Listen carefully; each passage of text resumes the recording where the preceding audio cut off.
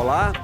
Elas são muitas, lavradoras, ribeirinhas, quilombolas, indígenas, mulheres do campo, das águas e das florestas. Importantes na economia, na agroecologia, mas ainda invisíveis para as políticas públicas. A Comissão de Agricultura do Senado debateu a situação das mulheres rurais brasileiras e os desafios enfrentados por essas trabalhadoras do campo.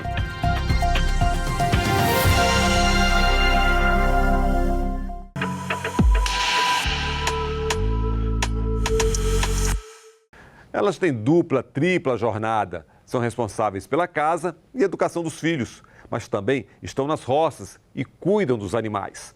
As trabalhadoras rurais lutam por reconhecimento social e maior representatividade. Sou uma agricultora familiar lá do município de Batalha, Piauí. E é lá que tenho o meu roçado, o meu quintal produtivo. E foi desse lugar que aprendi a importância da política. Por isso, valorizo muito o debate sobre a participação da mulher na produção e na política. Tema que considero importantíssimo e urgente, sobretudo em um contexto de intensas desigualdades vivenciadas por nós mulheres, notadamente mulheres negras, que se fazem existir em territórios rurais. Eu tinha uma insatisfação, então por N motivos eu resolvi começar a trabalhar sozinha. Eu acho que era o protagonismo, eu queria gerir a mim. E estando ali no seio, eu fazia, mas não da forma que eu queria fazer. Então, se eu sozinha, eu posso fazer a Mara, né? A Mara acontecer. E como se não bastasse, a gente também tem que enfrentar a cultura política patriarcal que estabelece que a política é lugar para homens e que resiste em reconhecer a importância do nosso trabalho político, sustentando assim a violência política de gênero. E aí a gente sofre com humilhações, somos diminuídas, agredidas, expostas muitas vezes, né? Vocês sabem.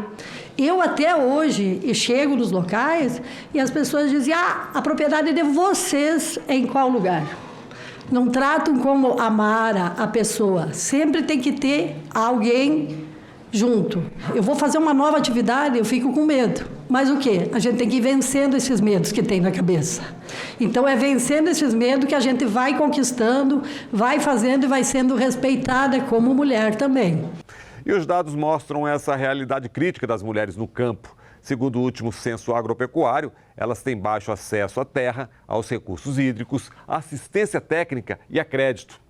Além disso, sofrem situações de violência, menor acesso à saúde, insegurança alimentar e nutricional. A gente representa 48% da população residente no meio rural. Porém, apenas 20% dos estabelecimentos da agricultura familiar são dirigidos por mulheres, por nós mulheres, sendo 65,5% desses estabelecimentos com área menor de 10 hectares. Bom, no último censo agrícola brasileiro, aponta também que as mulheres detêm apenas 12,7% dos títulos das terras, sendo que nós trabalhamos na lavoura ao quintal. Nós vivemos as piores, às vezes, de acesso à terra, à água, ao crédito, à assistência técnica, à moradia e outros recursos necessários, né, para o fortalecimento da estrutura de produção. As políticas públicas voltadas para as mulheres em atividades rurais são recentes, mas as desigualdades sociais sempre estiveram presentes na vida dessas trabalhadoras. Há uma disparidade indiscutível entre homens e mulheres. Nós somos menos propensas, vamos dizer assim, a possuir terras, né?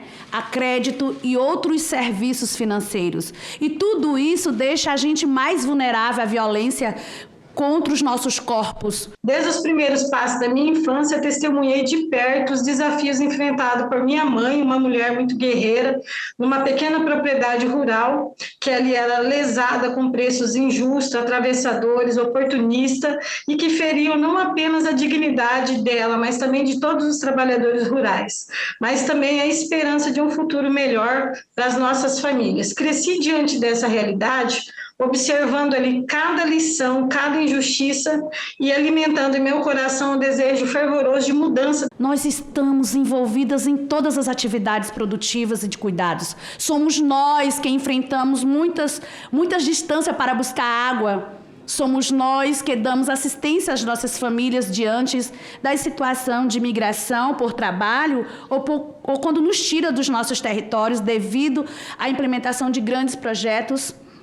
E isso tem a ver com a desvalorização do nosso trabalho, que reflete um cenário de desigualdade no mundo do trabalho. Então, o que elas querem? Do que precisam? Como apontou a pesquisa citada há pouco, as demandas são muitas. O que nós precisamos? Crédito, né? Elas tendo a segurança do título de propriedade da sua terra, para poder buscar crédito e tendo assistência técnica, elas podem fazer a diferença. Hoje, nós temos uma deficiência no Estado brasileiro, que são as agências de assistência técnica. As EMATERs acabaram, a coisa mudou e nós precisamos resgatar isso. De alguma maneira, é muito importante o SEBRAE, o SENAR, enfim, o Sistema S e as secretarias municipais e estaduais fazendo essa extensão rural, que antigamente era uma coisa muito comum essa palavra, e hoje ela um pouco que desapareceu. E nós temos que continuar fazendo. Temos também o compromisso de atuar para que a gente tenha mais pesquisas, ações de desenvolvimento e de inovação voltadas para as mulheres rurais. Nós temos aqui o nosso relatório anual de 2023, que mostra algumas ações de pesquisa, desenvolvimento e inovação para a cacauicultura. Hoje somos poucos pesquisadores, cerca de 20 pesquisadores. Desses, apenas 3 são mulheres. Para a gente trabalhar, a gente precisa ter terra. A gente precisa de ter direitos territoriais garantidos. A gente precisa ter a biodiversidade conservada, a gente precisa de uma natureza protegida, a gente precisa de água, a gente precisa de uma vida saudável, a gente precisa se alimentar bem com comida de verdade produzida agroecologicamente. O acesso à terra é uma das principais bandeiras para o empoderamento feminino no campo. E um dado importante, mesmo em cenário de dificuldades, o número de mulheres que empreendem e lideram atividades no meio rural é crescente. Eu me formei em engenheira agrônoma, comecei a produção, meu pai e minha mãe eram pequenos agricultores, eu comecei a produção lá na região do Passo Fundo, depois saí, comecei a produzir ali, fui para outros municípios no Rio Grande do Sul, produzo, produzo nessa região, depois me apareceu o Mato Grosso. Comprei uma propriedade no Mato Grosso e fui abrir o Mato Grosso. Nós criamos a cooperativa Coplaf, fundada ali em 2014. Nós iniciamos com 40 cooperados na produção de hortifruti e leite. Desde então, a nossa busca foi para reorganizar a cadeia produtiva, elevando o padrão da produção de todos os cooperados, profissionalizando a gestão, levando assistência técnica, garantindo o escoamento da produção. Dados do próprio IBGE nos apontam, nos mostram que 1,7 milhões de propriedades rurais são lideradas por mulheres. E a maioria dessas propriedades são de mulheres agricultoras familiares, né? Então, se hoje a gente tivesse esses dados atualizados, certamente nos mostrariam que o número é ainda maior. Da roça para os espaços de poder, a importância da atuação política, olhares femininos nas cidades, atentos às necessidades das mulheres no campo. Estou diretora executiva da Embrapa e a Empresa Brasileira de Pesquisa Agropecuária precisou de 50 anos para ter a sua primeira mulher presidente, que é a nossa Silvia Massurá. Ela é pesquisadora de carreira, 35 anos na empresa, né? Eu e a outra diretora, que é a diretora Ana Euler, também somos de carreira na empresa. Então, nós temos um compromisso, né? Na verdade, um dever de promover internamente, dentro da nossa instituição, ações e políticas que possam assegurar desenvolvimento e crescimento das mulheres, né, na carreira, mas principalmente possibilidades reais de ascensão. Nós notamos assim que, apesar das mulheres terem aumentado a sua participação na ciência Uma pesquisa recente mostrou isso, mas elas não alcançam cargos, né? Elas não evoluem tanto até o doutorado ou alcançam cargos de gestão. Então, eu vou dizer, eu sou a primeira mulher a assumir a diretoria da CEPLAC, uma instituição com 67 anos. A Lucimara comentou sobre a dificuldade das mulheres na ciência ainda, né? De quanto de políticas que nós precisamos nesse país para estimular mais mulheres a ingressar nas universidades e especialmente, a atuar na área da ciência, né? E nas ciências agrárias também. Então, nós temos hoje 33% do quadro da empresa, que é feminino, e temos 39% dos cargos de gestão ocupados por mulheres. A Embrapa trabalha para os mais de 5 milhões de propriedades no Brasil, né, rurais, mas a gente tem incorporado na nossa agenda estratégica ações que atendem às principais demandas das mulheres rurais. Realmente, eu não estou aqui, é importante dizer, não por ser mulher, mas apesar de ser mulher, perto do que a gente enfrenta, né?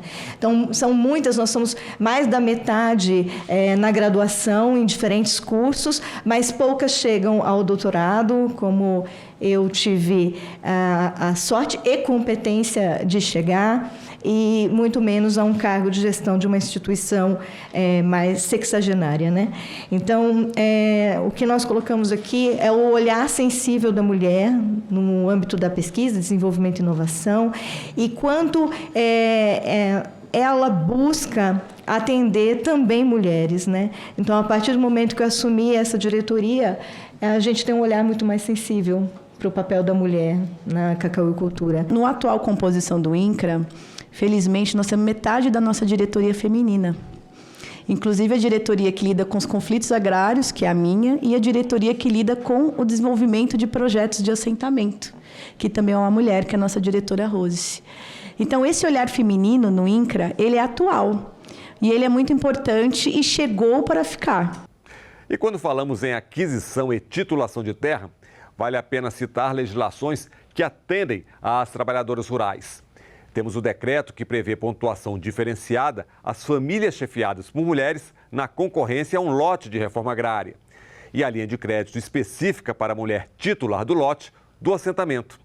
Neste caso, auxilia no desenvolvimento de projetos produtivos sob a responsabilidade das mulheres. O começo de muitas outras que a gente espera agregar dentro do Instituto, né, do INCRA, e fomentar também em outros órgãos do governo federal. Então, eu acho muito importante que o INCRA, quando ele entrega o título, preferencialmente em nome da mulher, eu acho isso fantástico. E precisa continuar sendo assim, porque isso dá segurança. Às vezes, nós temos muito alcoolismo na área rural, né? E, às vezes, o marido vai embora e deixa a mulher com 4, 5 filhos para criar, quando não quer que ela saia do lote, né, nos assentamentos. E essa segurança que o lote, sendo para a mulher, dá, eu acho que é uma política muito acertada. Agora, 3 programas direcionados para as mulheres rurais, criados em 2023 pelo Ministério do Desenvolvimento Agrário. Tem o programa Cidadania, que garante documentação civil e titulação da terra, além de combater todas as formas de violência de gênero. Há também o programa Quintais Produtivos. Prevê acesso às políticas públicas de apoio à produção e comercialização dos produtos. E para ampliar a participação das trabalhadoras rurais no mercado a partir da venda de seus produtos, temos o programa Organização Produtiva e Econômica. E uma primeira estratégia que é muito importante é a institucionalização da Subsecretaria de Mulheres Rurais. Ter um espaço específico no âmbito do governo para tratar das políticas e das questões das mulheres faz muita diferença na hora de você implementar políticas públicas.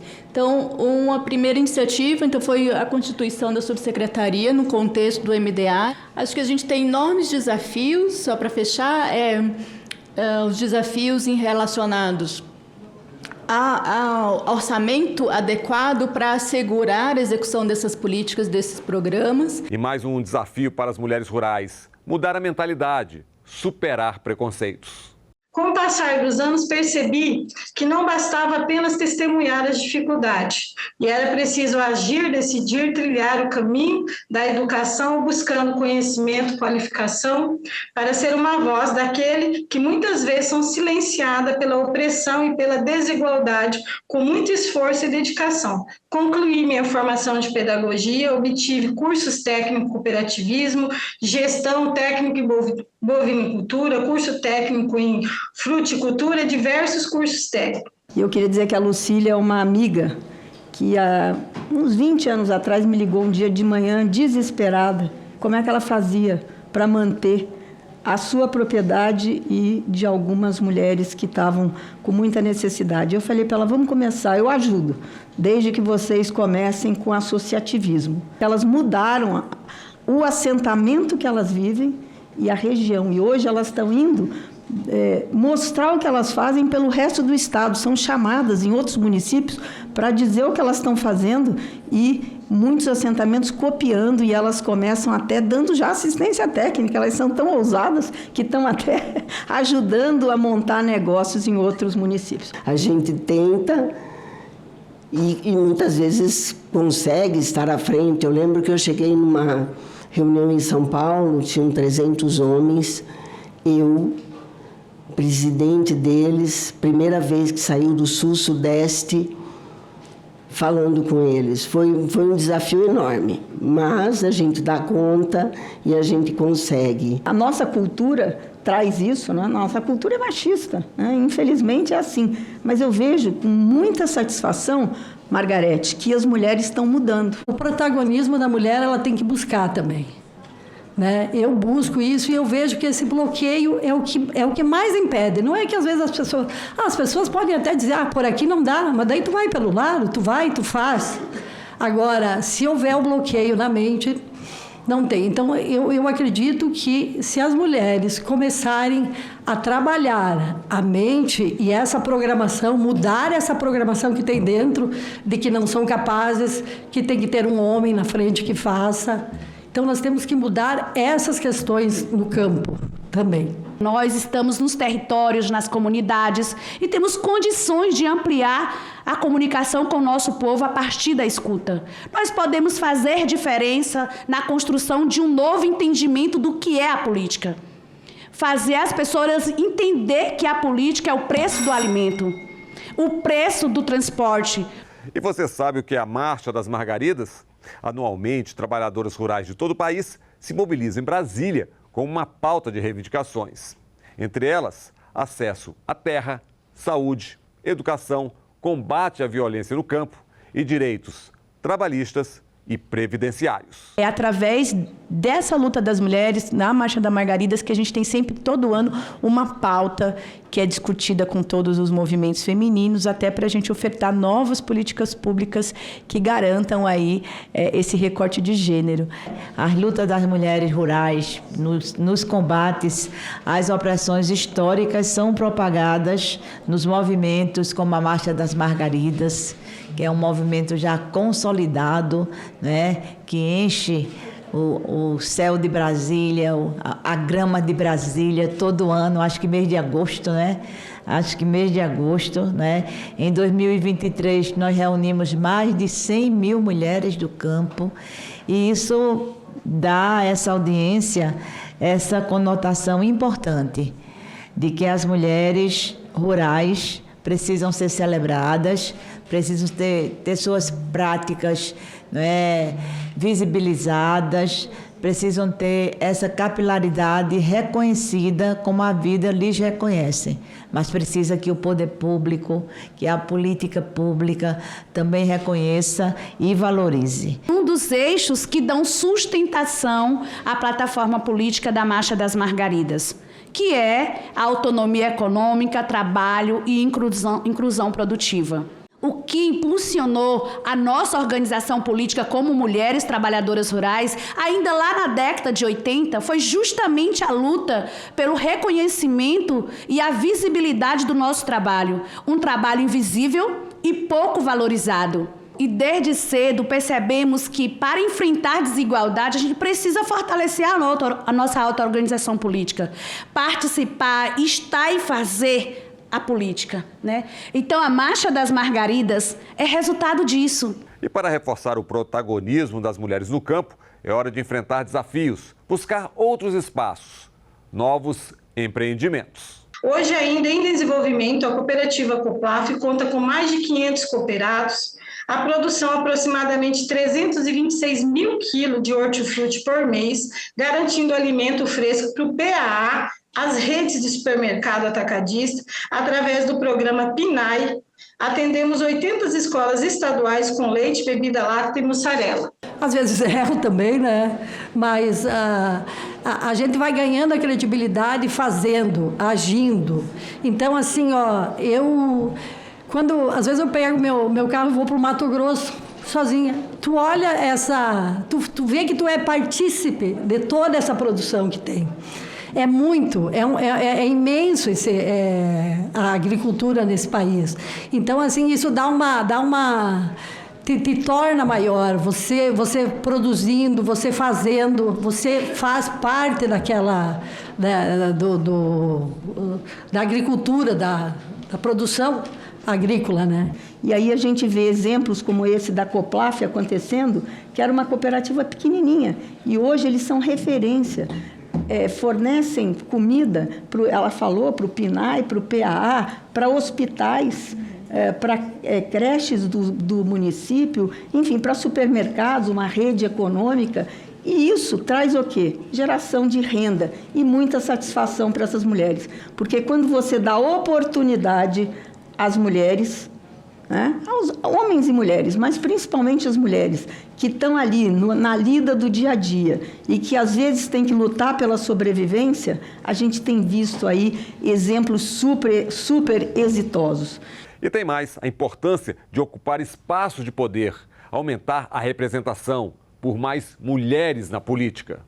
Acreditamos que a ocupação de espaços institucionais como a Câmara de Vereadores, prefeituras, assembleias legislativas, Senado, governo, enfim, precisam ser instrumento das lutas que fazemos no nosso cotidiano. Por isso, o fortalecimento e a participação política das mulheres nos espaços de poderes de decisão é também um dos eixos da plataforma política da Marcha das Margaridas, que afirma que só assim construiremos uma democracia mais sólida e representativa. A minha história levou-me a ingressar na política em busca de ser uma voz ativa na sociedade local, no intuito de defender a necessidade do campo e da cidade para garantir a promoção da igualdade e desenvolvimento sustentável da nossa comunidade.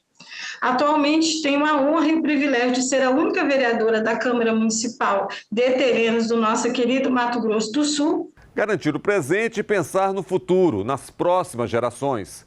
Planejamento, profissionalização, inclusão.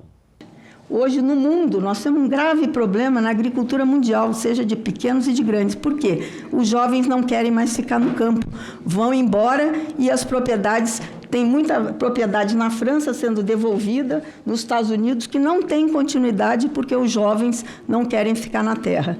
O Brasil, como um país agrícola, como é, né, ele precisa que as novas gerações sejam capacitadas, e hoje nós temos muita tecnologia embarcada na agricultura, que eles possam também continuar o trabalho dos pais. Então, eu fico muito feliz da gente estar discutindo isso aqui, de que, independente de governos, não, temos que ter políticas de Estado para que as mulheres possam cada vez mais, na área rural, principalmente as pequenas agricultoras, a Mara não é mais exceção. Né? Tem muitas mulheres hoje que são médias e grandes produtoras à frente hoje dos seus negócios, mas principalmente aquelas que precisam dessa assistência técnica, e é que o Estado brasileiro precisa estar presente, né? Com educação, com capacitação e com a comercialização. Estou muito feliz de estar aqui hoje vendo essas mulheres que são as protagonistas das suas vidas.